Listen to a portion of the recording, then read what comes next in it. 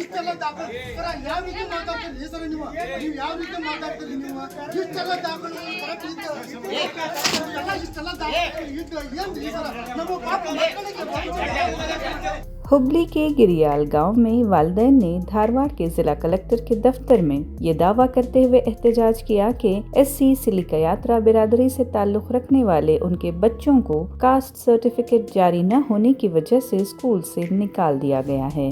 सिलिकयात्रा और किलिकयात्रा बिरादरियों के दरमियान तनाव के चलते सिलिकयात्रा बच्चों के लिए कास्ट और इनकम सर्टिफिकेट से इनकार किया जा रहा है। वालिदैन के मुताबिक सर्टिफिकेट न होने की वजह से उन बच्चों को गिरियाल के सरकारी और प्राइवेट स्कूलों में दाखिले से महरूम रखा जा रहा है और उन्हें दीगर हुकूक भी अदा नहीं किए जा रहे हैं।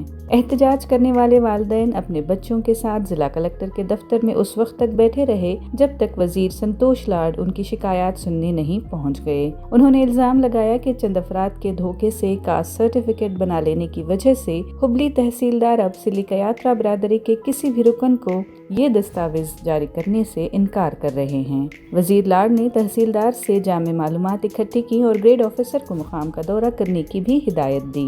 एहतजाज के दौरान मुजाहिरीन में से एक पेरेंट ने जात के सर्टिफिकेट जारी करने का मुतालबा किया। इस मामले के लिए तहसीलदार को मौरद इल्जाम ठहराया और इंतहाई मायूसी के साथ दस्तावेजात फेंक दिए।